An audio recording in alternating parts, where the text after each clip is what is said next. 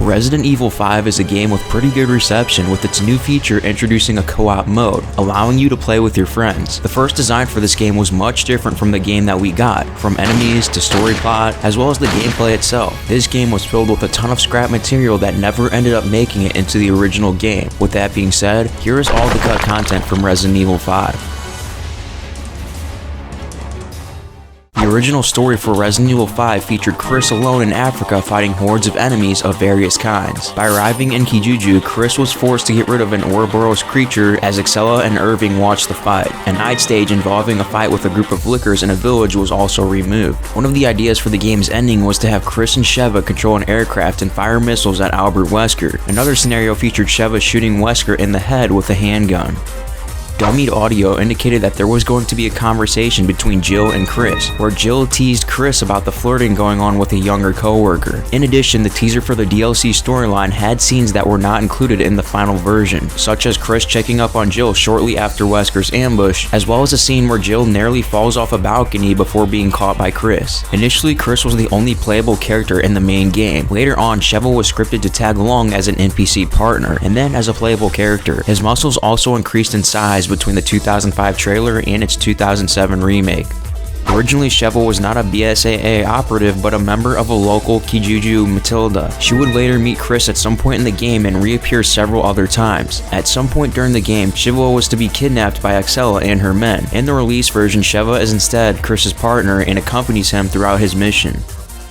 In early stages of the game, Chris and Sheva were to find Jill Valentine in her capsule in the Tricell facility. This was rejected in favor of having Jill serve Albert Wesker as a brainwashed puppet. This early idea is hinted in the 2007 trailer of the game, showing Jill open up her eyes in what appears to be a capsule at the end of the trailer. Aside from this, Jill also had some voice lines that were cut from the final game. Excella's appearance is quite different from her final appearance. She was a blonde white woman in a pink skirt and a shirt with a belt, and had her hair down. Excella was not intended to be a CEO of Tricell at the time. The CEO was an unnamed man and she was his secretary, and would witness the CEO being gunned down by Wesker from behind. Also during development, Excella would have been involved in capturing Sheva, and was also intended to be killed by a tyrant, which would impale her chest. At some point in the game, Tricell would release 10 to 15 El Gigantes in Kijuju as Chris and the BSAA team try to escape the city. Jill and Barry appear as NPCs in this boss fight. Barry Burton was initially planned to appear at several other points too, backing up Chris and Jill. Unfortunately, this was later scrapped, and we only ended up seeing him in the Mercenaries Reunion game mode. As for Ricardo Irving, he was originally planned to be playable at some point, assumed to have been part of the Mercenaries game mode, but this idea was later scrapped.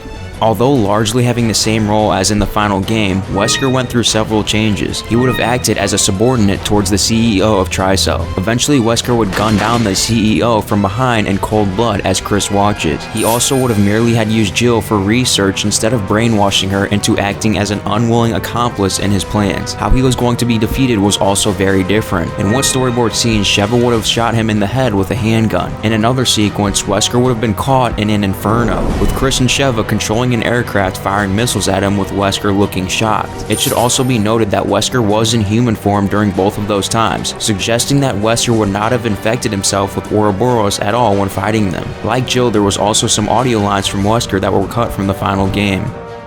Enemies such as zombies were to make an appearance in the game, as seen in the conceptual 2005 trailer, and according to the Art of Resident Evil 5 book, they were confirmed to be a quick T-virus type enemy. They were also featured in an early tech demo of the game. Ouroboros was to be another common enemy type, even fought at the start of the game. Two specific creatures scrapped from this enemy type were U9 and U11. The U9 itself bears a striking resemblance to the Ouroboros creatures found in the final build of Resident Evil 5, due to its similar composition, suggesting that the U9 itself was the basis for the Ouroboros. Due to its towering size, it is most likely that the battle with U9 would have involved mounted artillery, or even the satellite laser device employed against Ouroboros Airy in the final release of Resident Evil 5. As seen in the image, U9 is at least 80 feet tall, perhaps even taller than the Ouroboros Airy in the final release. If the U9 was used in the final game, then it would have been the tallest creature ever fought in the Resident Evil series. Fighting this BOW would have likely included at least two stages, one where the monster is hunched over, and one where it stands upright. It was apparently going to be possible to blast the monster's head completely off.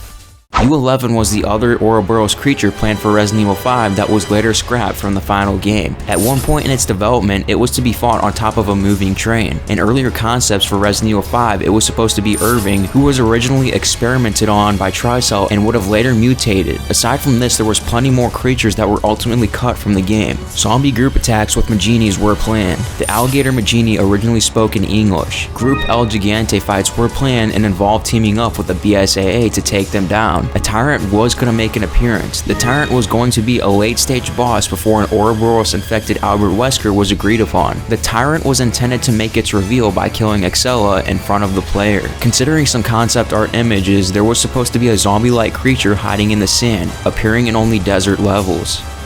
Several stages were altered through the development of Resident Evil 5. The Stairway of the Sun would include different enemies. The helicopter crash site would be playable and not a cutscene with a set of QuickTime events. There would be a night stage with Maginis to fight. The area with the Tricell tents would include a set of enemies such as Maginis and Adjul. There was also 2 scrapped locations. The Ruined Fort is an area of the Kijuju Autonomous Zone which was planned, but later cut during production of Resident Evil 5. Its role in the story at the time was to be the base of operations for the Magini Matilda, which the BSAA would storm, taking damage on the rooftops. Another scrapped location was the Floodgate, which was an area of the Kijuju Autonomous Zone, which was proposed but disregarded during production of Resident Evil 5. The Marchant, similar to the one in Resident Evil 4, was going to make an appearance in the game. According to the official art book of Resident Evil 5, you would be able to steal ammo and weapons from him too. However, the idea was dropped in early development. An early concept art of him can be found in the files named Marchant. It has a flat orange texture and a non-detailed model, with the kanji for the Marchant being imprinted on the front. The model looks like it is based on Chris's early model. In the final version, the Marchant is replaced with a buy and sell system called the item management screen. There were 2 scrapped weapons from Resident Evil 5 as well. The standard handgun seemed to be making an appearance at first. Shown here was a teaser for Resident Evil 5, and as you can see, it shows Chris wielding what looks to be the same handgun from Resident Evil 4. The S100 is another handgun which was removed from the release version of Resident Evil 5. References to it can be found in demo discs, suggesting that it was removed late in the game's development.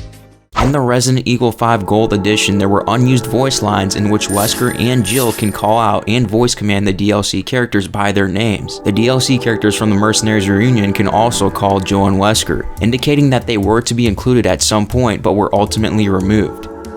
And there you have it, that is all the scrap content from Resident Evil 5.